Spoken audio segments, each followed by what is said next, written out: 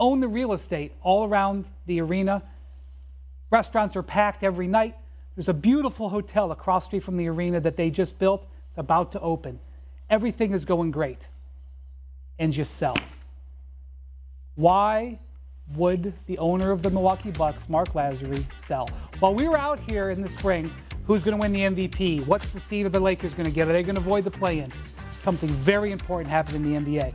And that was that Mark Lazary, self-made billionaire, took a look around and said, I think I'm going to get out, even though I might be passing up the opportunity to hold the trophy in a couple of months. And that was a very important thing that happened. Why did he do that? Why did Mark Lazary sell? Well, number one, he got a great price. He got $3.2 billion valuation. He bought the team 10 years ago for $700. That's a tremendous cash out to Jimmy Haslam. But look, NBA teams go up in value. The idea that you sell after a decade and make good money isn't breaking. One of the big reasons he sold was because he saw a storm cloud on the horizon with this team. And the first clap of thunder just happened. They had to fire Mike Budenholzer because they realized how much of a precarious situation that they're in, and Budenholzer had to take the fall after the way they went out in the first round.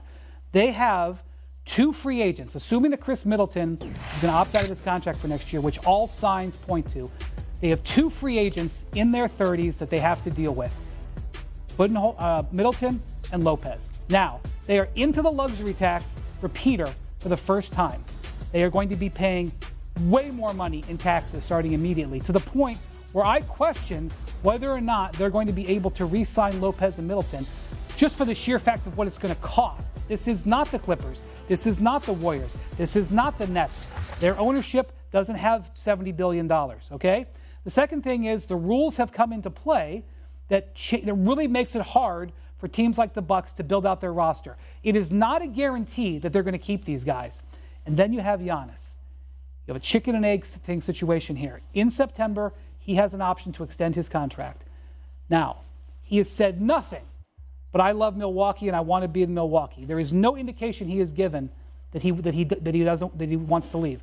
But if he doesn't extend, it's a major red flag for what's going on with the organization. And he's going to sit there and watch whether they're going to sign Lopez and Middleton, and I'm not sure they're going to be able to do it. And then now you got to go find a coach. And you'd think this is a great job. You're coming in, replacing a guy who lost in the first round. You have the team that had the best record in the league. Are they going to have the same team? Are they going to lay out hundreds of millions, including in taxes, for Middleton and Lopez? I don't know. Is Giannis going to extend? I don't know. And that uncertainty is what the league is watching right now. The New York Knicks, for example, they got 97% of their attention on the Miami Heat. 3% of their attention on Milwaukee. What's going on over there? What's going on over there? And now, I was in Cleveland with LeBron James. LeBron James was a non-renewable resource for Cleveland. When he walks out the door, he's not coming back. In Milwaukee, Giannis Antetokounmpo is a non-renewable resource. When he leaves, when Kareem left, they didn't go back to the finals for over 40 years. So I would say that the Bucks might do everything they possibly can and exhaust themselves to keep this together. But I don't know what's going to happen. And that uncertainty is one of the biggest storylines in the NBA. I appreciate that, Wendy. Touches my heart. You know, as I sat there and I listened to you, I was waiting. I knew that you was going to break it down. I appreciate that. You know, covering the NBA, I knew where you were going. But I was waiting, Wendy. I was waiting for you to bring up my New York Knicks. Because you see, after,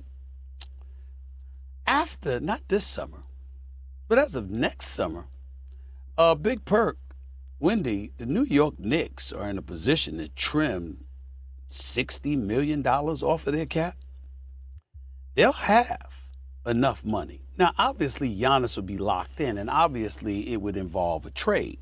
And we all know that the Milwaukee Bucks will still have his rights because I think Giannis got 2 years and then a player option, 3 years from now. But I think it's important to point out that the world that we're living in, when the stars want out, they find a way to get out. And so I think about Giannis, and I think about being in Milwaukee, Wisconsin, a fabulous city, by the way. But it's interesting that we talk about this because as I look at the Milwaukee franchise, especially how they folded, we're thinking about Budenholzer. Most regular season wins, most postseason wins.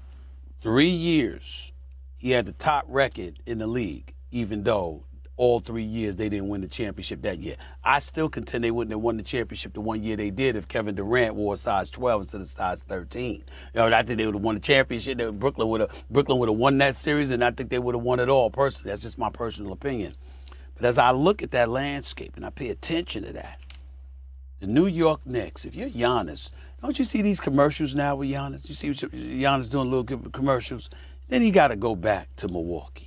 And instead of playing in Tinseltown or playing in the Big Apple, playing in the Mecca, or playing in a major market or what have you, he got to be in Milwaukee, Wisconsin. Drew Holiday was his teammate, obviously did an exceptional job this regular season, then ran into Jimmy Buckets, and it was a different animal. Chris Middleton hasn't looked the same since his injury. Brook Lopez looked really damn good during the regular season, and then came playoff time, he looked as slow as a snail, even though he had one game where he dropped 36 points. And I don't understand how Budenholzer didn't have it in the game on that game win in Milwaukee when Jimmy Bucket sit up there and pushed off and put in that game time basket.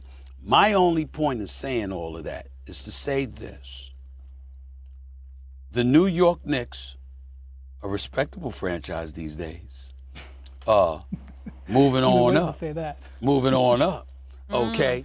It is New York. And Kendrick Perkins, before you just shove aside this notion, I ask a rhetorical question and handing it off to you. Would Kyrie Irving and Kevin Durant be gone if they had decided to wear a Knicks uniform instead of Brooklyn?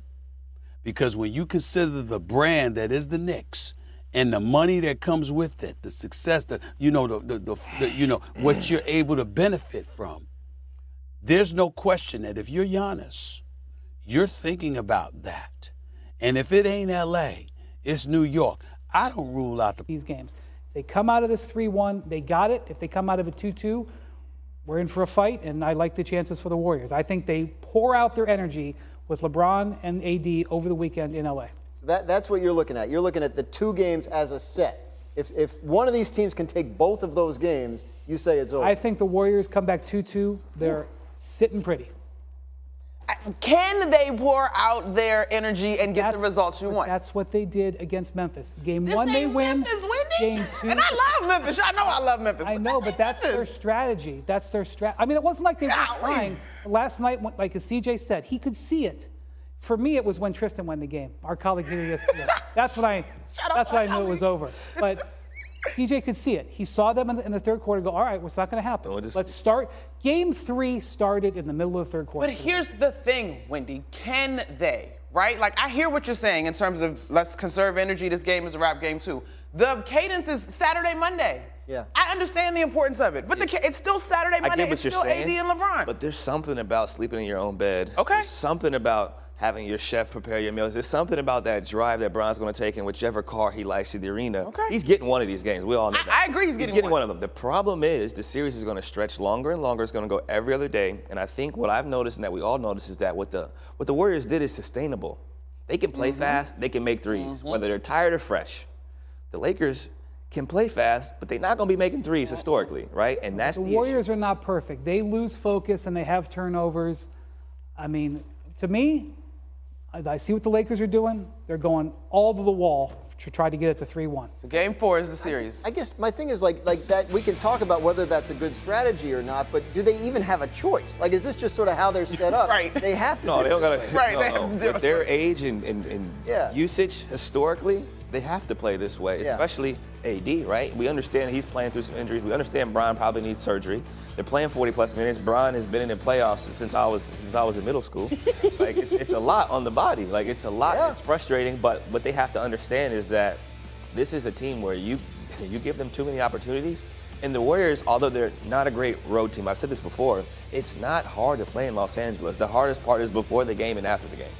Even in the playoffs. Even in the playoffs. Like people going out after the game. Delilah, what's the other spot called? Yeah, don't start. I do not know. Don't start me lying.